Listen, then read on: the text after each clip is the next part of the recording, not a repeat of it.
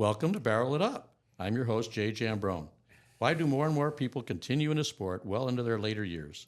This is happening far more than in previous generations. On the podcast, we look into that through the lives of baseball players specifically. Today, we get to talk with Mike and Ted Learakos. I did it again. Learakos. Something like that. Anyway, both brothers have played regularly in senior leagues and tournaments, really varied careers outside of baseball through the years, and they're very involved in podcasting themselves. So welcome, Mike and Ted. And I won't say your last name again for the entire time that we're talking. That's all right. Thank you. Thanks for inviting us. It's a pleasure to be here. And one of your previous guests, Don Johnson, referred to us as Learakos. Learakos? Okay, I should have done that. That's right. Good point, yeah. Now, I start out with the first thing I want to mention is what I've already mentioned to these guys, is that they could have done this podcast remotely from home in Orange County, where it's very pleasant and very nice, I understand, good temperatures. But they decided to come here and do it in the studio in Scottsdale, Arizona, where it is approximately 114 degrees.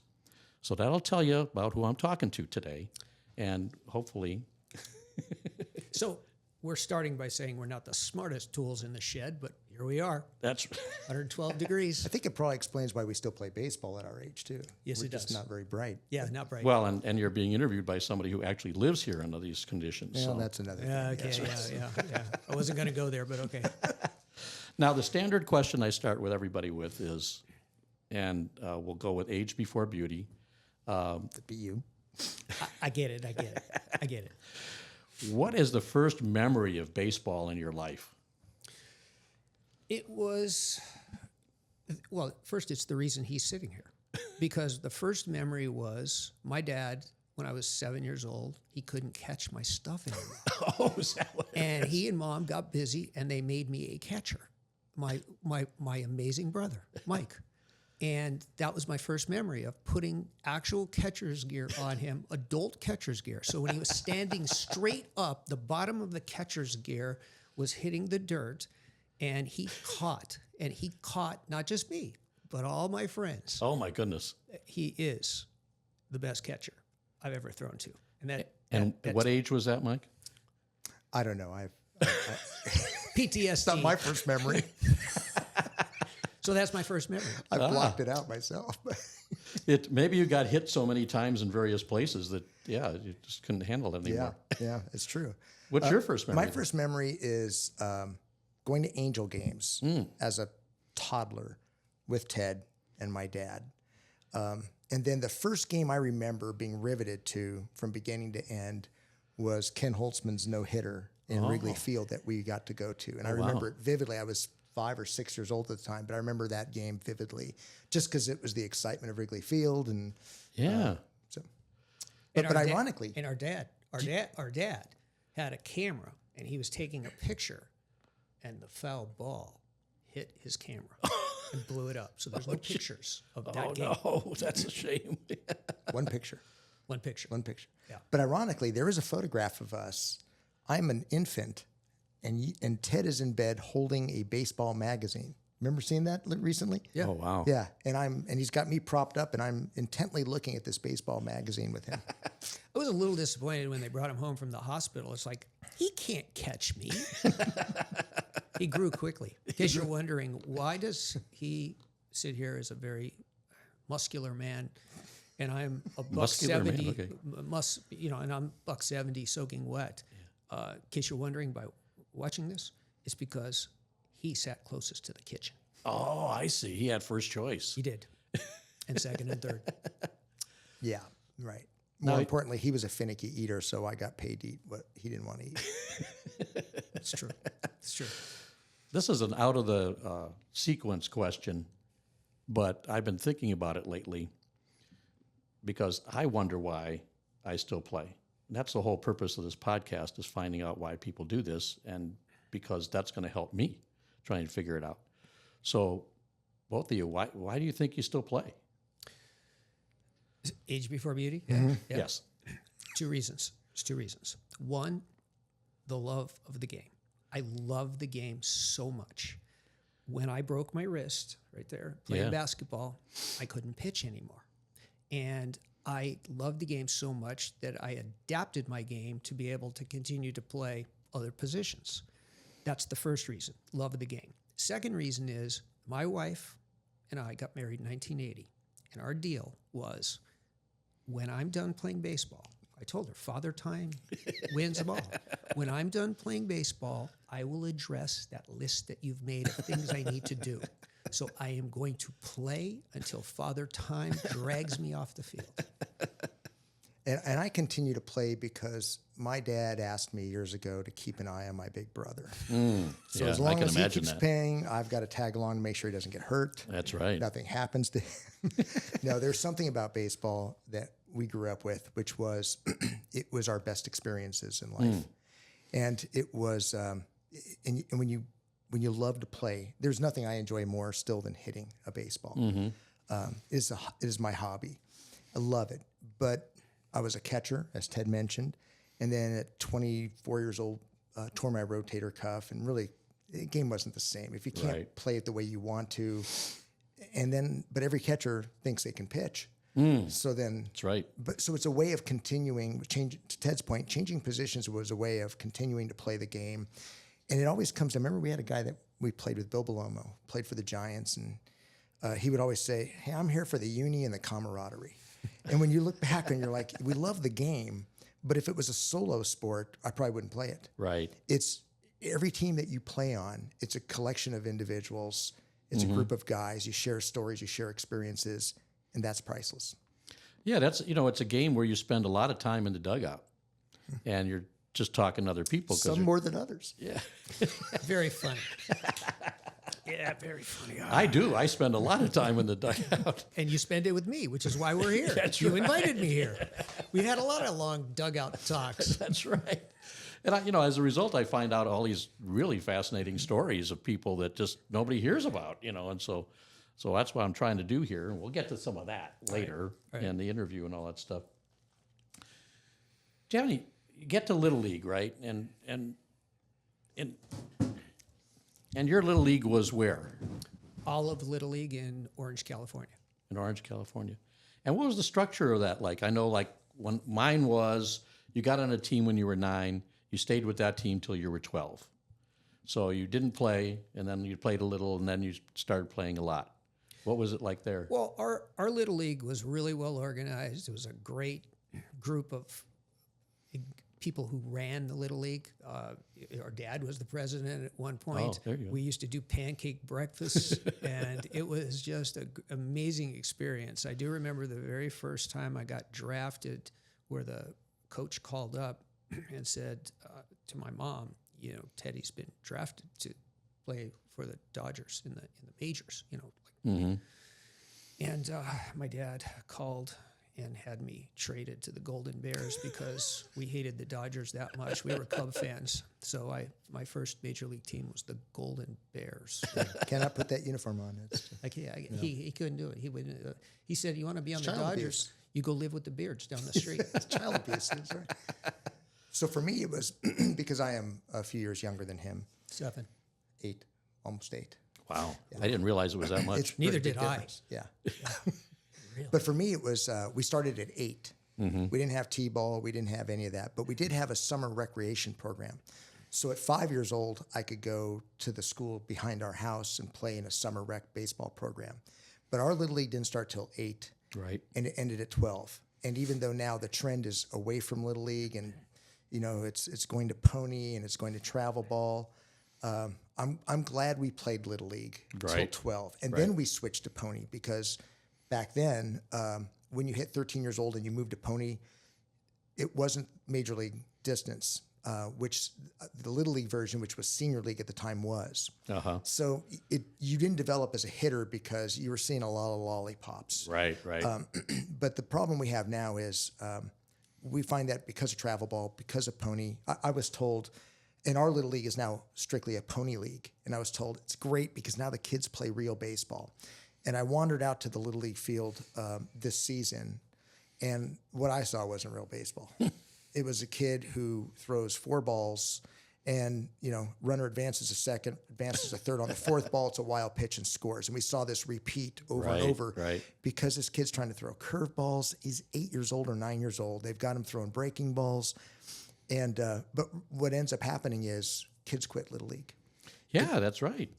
With stealing. And that's the problem, and why I think Little League is still valuable, because it allows kids to develop a love and appreciation of the game because they're playing it all the way through till they're 12. Then they may flame out because they don't like it, or they're not talented enough, whatever it might be. Right. But by that time, they've established a love of the game. Well, that's one of the things I was talking to Don Johnson about, is it the parents or the kids? Because the parents got the kids with trainers for this thing and for that thing, and they feel like they have to be in travel ball in order to progress so that they can make millions of dollars as a pro and all that. And it's killing Little League. I think also one of the reasons that we still are able to play at our advanced age is the fact that when we grew up, there was no single sport. We played football, we played basketball, we played baseball. We got removed from the track team because we weren't fast enough, but we went out for the track team. And the point is, when you play all of the sports, your body grows, I think, more flexible, more durable. When you only play one sport, you kind of are setting yourself up for injuries later. That's just my opinion. Well, I don't want to interrupt you. No, I don't want to derail us either. But it's funny. I got to spend a lot of time in clubhouses because we did food for Major League Baseball in Anaheim. And we get to interact a lot with players. And almost to a T, they would say, play multiple sports. I remember one guy, pitcher, and I can't remember his name, but an elite pitcher, and he was tall, and he'd say, well, I played basketball also. He goes, the best part of basketball was any baseball team I was on, I was the best player. Right. And I shouldered the burden, and all the pressure was on me. But when I went out and played basketball, I was a role player. Right. I was a center, but I wasn't the dominant player on the team. And I had more fun because I could just go out there and play. And it taught him how to be a piece as opposed to be the man. And it used different muscle groups, and it cleared the mental part of it. You got away from one sport for a period of time. Well, that's what I'm hearing on the TV broadcasts now with the retired players and all that stuff. Basically saying, "Hey, parents, get your kids doing other things." Because we did the same thing. We played football, and the other thing we did too is now everything is super organized. We went out into the field, and the bare spots were bases. And we played there all day, and then we had a game later, a sanctioned game later in the day. But with the whole rest of the day, we were out there playing ball on horrendous conditions, but we were playing ball. Sure. You hit the nail right on the head. We, as I mentioned, grew up behind a schoolyard. So every summer we were out in that schoolyard all day long playing over the line.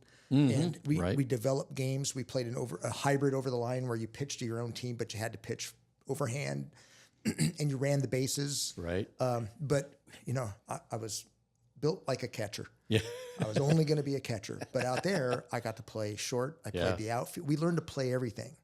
And that is the other component of why I think it's important for kids to play other sports and play disorganized baseball. That's right. Is because you get a chance to see what you're good at and what you're not good at. Yep. When we went out to organized ball, no one in their right mind was putting me at shortstop.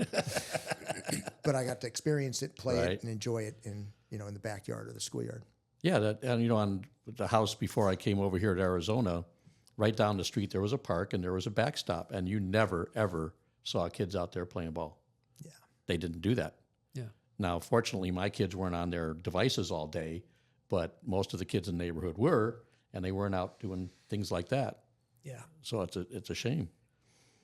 Now, during that time, were there any mentors, people who were working with you on making you better players? Okay, so I got to jump ahead of you on this one. Go ahead. That's right. So I wanted to be like him. So when he played, I wanted to play. But his age group or his friend group was older than he was. So now I'm 10 years younger than most of them, and that's just too big of a difference.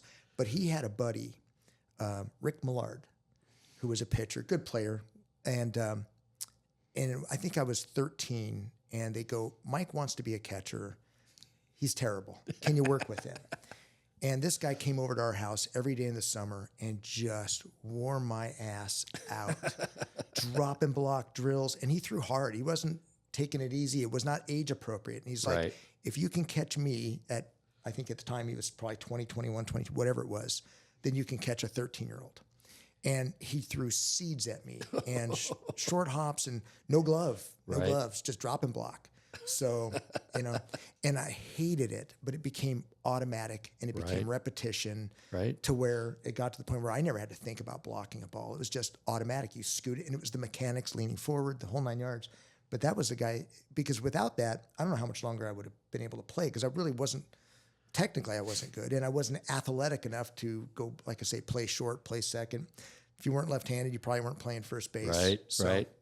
So anybody who's listening to this that's ever played a game in an MSBL league or a NABA league needs to know that name, Rick Millard. Because let me tell you about this guy. First off, he had hair on his chest at 11 years old.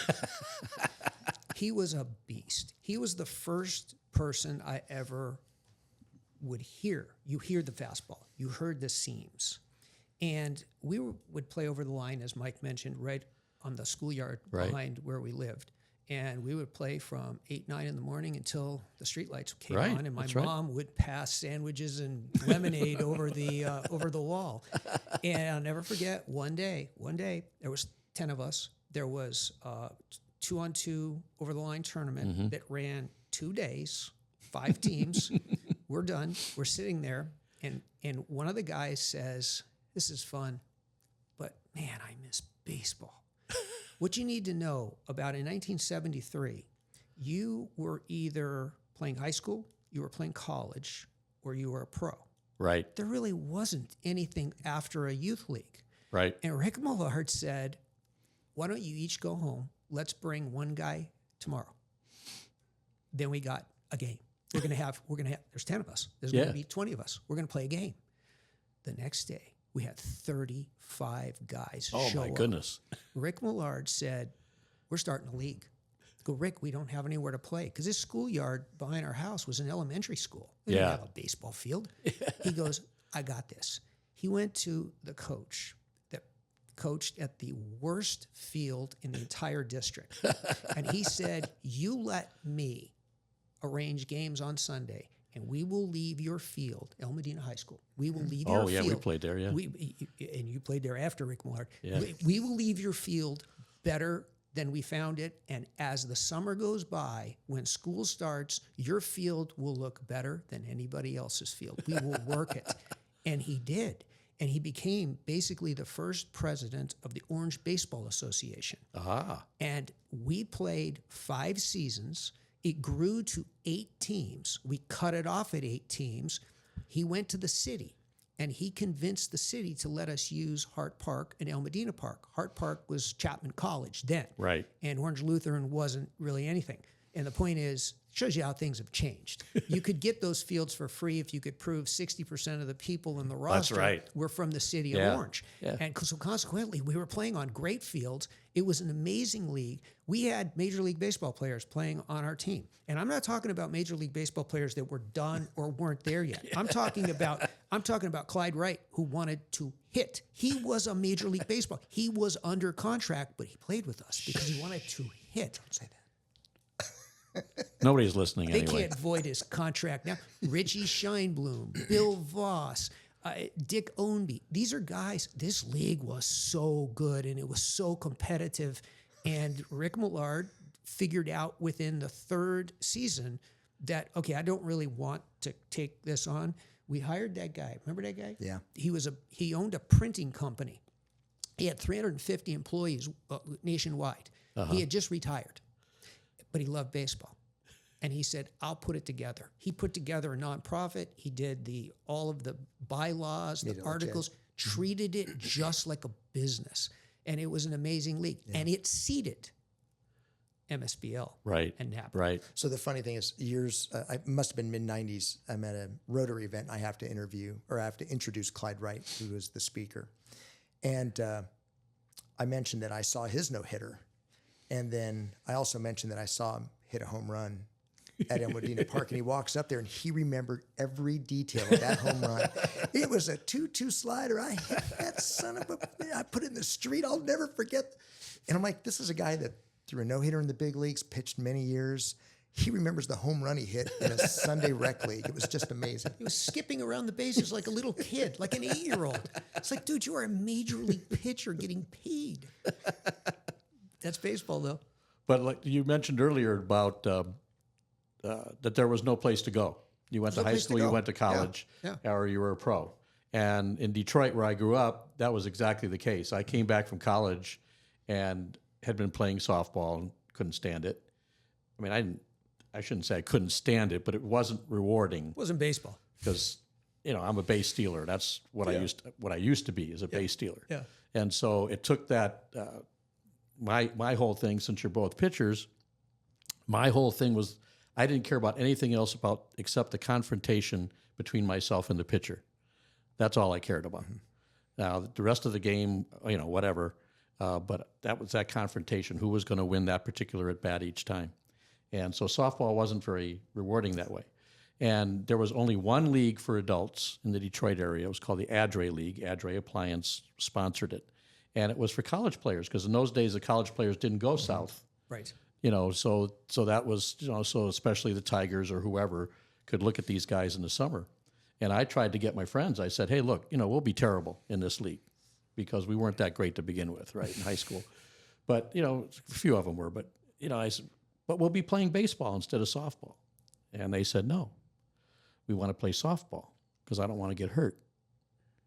Pitchers are throwing fastballs. I don't want to get hurt. I said, guys, please, geez.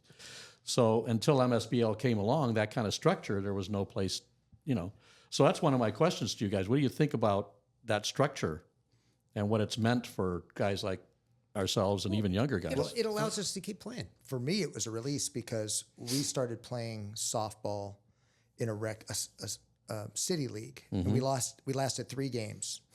Mark Grace was on our team. He was a sophomore at Tustin High School. And we got kicked out of the league because we didn't know how to play softball. So we're wearing spikes. We're using wood bats. We're taking out second basemen because we only knew how to play baseball. So when we got kicked out of the league, we're like, what do we do? So luckily, Ted had started that, and Rick Millard had started that league, so we had a place to go play. Yeah. So what MSBL has done is, because those leagues were competitive, as Ted mentioned, these were really competitive. Right. So you start getting older, and then you were getting aced out again. You're now 30 years old. There's nowhere to go. So that was a haven for us to be able to continue to play. And now as we've progressed, then wood bat leagues, that was a difference maker, because I was about done pitching. When we faced Jose Canseco and he's got an aluminum bat, I'm like, hell no. There's no way in hell I'm going to pitch. I don't have that kind of pinpoint control. He's going to kill me. And then it went full wood bat, which leveled the playing field. It was now commensurate with our physical limitations. But man, it means the world that we've been able to keep playing. And I haven't hit a home run since the -5 bat was illegal. Does that sound bitter? Do I sound bitter? Do I sound bitter? I haven't given up a home. Oh no, I gave one up Sunday. Yeah, Never you mind. did. Yeah, you did. Yeah, you did. My last. That's a good athlete there. He forgets that. My last legitimate home run over a fence was when I was 12. The ones I've had since then have been in the park ones, because it's never going to, especially now with a wood bat, it's never going to get there. See, we have something in common. Base dealers. That's right. You're fast, and I just use bolt cutters and a flashlight. So, one of the things, because you've already talked about, how you transitioned from high school into playing in a league like that, which is one normal. And you've mentioned a little bit about some of the notable players. And one of the things I haven't asked anybody yet, for people who are, for somebody who's listening and they're thinking about playing in a league like we're familiar with for older adults, I'll say it that way, older adults, is they don't realize some of the people we've played with and against. And do you have any, special memories of some of the people we've played, Well, Jose Canseco that he mentioned, he hit a home run off me that probably will land sometime in 2028. That was a thrill, watching the ball sail like that. I didn't think a human being could hit a ball that far, but he did. No, it was just so much fun. We've played with so many cool players that, I think sometimes podcasts, it gets boring when you're dropping names, but I will tell you that it is just a memory playing in all of these leagues because sometimes guys I was playing against, I didn't actually know who they were when I was playing against them. And then you find out later not only who they were, but what they became. You know, especially in some of those leagues where Mike Hickman is a great example. Mike Hickman was a AA player. He owned Seven Gables Real Estate. And, you know, at the time, we were playing in the Orange Baseball Association, and the Mets had this new guy. I didn't know who he was. I was pitching, he was catching, and, you know, I threw a pitch, and I'd never seen anybody hit a ball that hard. And then he comes up the next time, and he calls for a different pitch, and I'd never seen anybody hit the ball that hard again. And then he comes up the third time, and by then, the word had gotten out. He was angry. He had just got released. Oh, goodness. So I was just therapy for him. Just throw it out there. I don't care what you throw. I don't care how hard you throw it. I will hit it harder. So found out later why he was such an angry man. Yeah. I remember I got Kevin Mitchell to pop up. I was like, that's awesome. But I remember we grew up Angel fans and Cub fans, but our favorite team was whoever was playing the Dodgers. Right.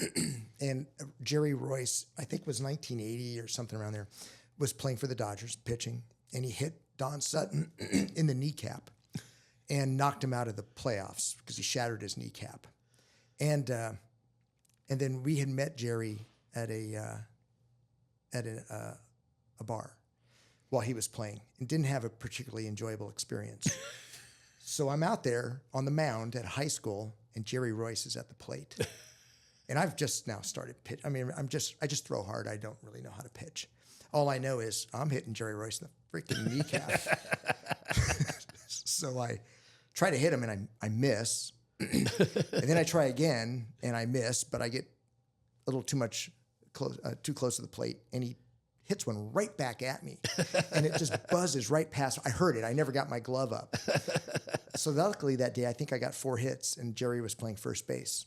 So on the 4th hit, I'm there, and he's like, "Were you trying to hit me?" And I'm like, "Yeah, I was."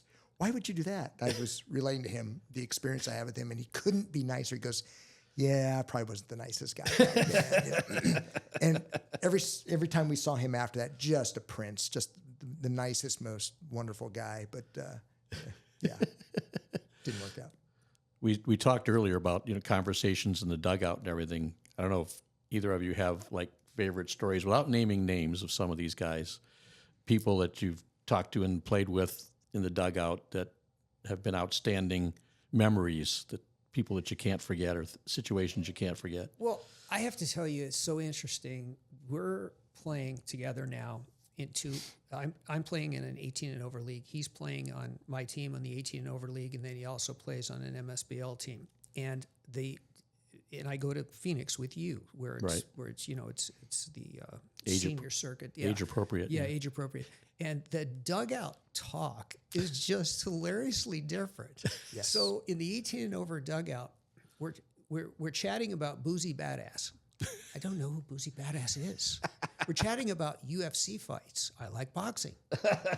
We're not chatting about what liniment you should put on your aching shoulder. Nobody talks about that. We're not talking about anything relative to bodily functions. But in the senior, I got to pee. Can somebody else get warm? Gotta get warm because I don't know if I can take the field right now. I got to go to the bathroom. So it's just different. Correct? Yeah, they definitely will talk in the 18 and over. You hear talk about their nightlife. Girls. There is one commonality though, medication. True. In the 18 and over, it's recreational, and then in the old man leagues, it's required. Medicinal. It's required. It's required. Yes. Gotcha. But you know, there's another element to that is every team we've played on, it's almost like it becomes a family. Mm-hmm. So I look back to when we played together. Right. I remember everybody, and we remember, you know, and we're all bound by something. It's so funny. It's a small world. We find out we played against each other 30 years ago. We don't remember it. But every team, you still react or interact with your teammates. And the dugout conversation is the best. And that's that camaraderie that never changes. And some of the things that the conversation you find out of things about people, as you mentioned earlier, that is just absolutely fascinating. And no one walks around and talks about it until it comes up in a casual conversation. That's right. How about Larry Wong? Phone in the dugout. Oh, I remember Larry. Phone in the dugout. Phone in the dugout. Attorney. He's pitching. And he says, Teddy, the phone rings. Tell him no comment. Okay. Sure enough, he's out there. Phone rings. I pick up the phone. I said, hello. It goes, is Larry? No comment. This is the LA Times. And I just want to know, why did you file that case? I just told you, no comment. Click. I'm taking no comment calls because he was in a high profile case. He's a lawyer. Oh, He's He's out there pitching, and he's got me taking those calls. Or how about during the baseball strike? We're playing out here in Phoenix, and one of our pitchers is a brother-in-law of a major league pitcher. And he too was, I think he played in AAA and had stopped playing recently. And we're out there playing at Gene Autry Park. And this Way guy, out there. and this guy's just mowing them down, and we look up in the stands, and there's 3 major league pitchers up there. And we're like, oh, this is neat. No, they were ticked at him because they were there to talk him out of becoming a scab pitcher. But it was like, but the things that go on at these games, and at this age, is just fascinating. That was the same guy. He was in the stands with his family. He's pitching. So now we're hitting, and he's in the stands with his family. And we make the third out, and I'm standing by the stands, and I hear him say, honey, I'll finish the story in a second. I'll be right back. He went out there, struck out the side, came back, and finished the story. Can't make that up. Yeah, we've had characters like that. We had one guy who pitched in the major leagues. We were playing 40 National and World Series, and he just manhandled San Jose the first time through the batting order. So he says, oh, I'm a former major league pitcher, and this is easy. He never made it through the second inning. Because some guys haven't played in the major leagues doesn't mean that they're not smart enough to know how to adjust to things. Yeah. And all that. So Ted, how about the guy that came out, hadn't pitched in 6, 7, 8, 9, 10 years, whatever it was. So Ted goes, why don't you start, throw an inning, get your feet wet again. Goes out there and dominates. He's like, I'm good. I'm going to keep going. Ted goes, it's been a long time. Why don't you hold off? He ends up throwing 5 innings. Ted goes, you got to stop. Never saw him again. His arm he just blew out his arm. Oh, And to this day, when we add a pitcher that hasn't pitched in a while to our 18 and over league, I pitch count him because I'm not going to let him do that because you know what's going to happen. He's going to blow up his arm. Yeah, it's not good. Yeah, there's been some characters, that's for sure, and it's fun. And at that point, we're going to stop right now. We're going to, if you're listening out there, we're going to do a second session with these guys, but with an entirely different subject. But I want to thank everybody for listening. Please rate it. Please subscribe. And we will see you in the next podcast.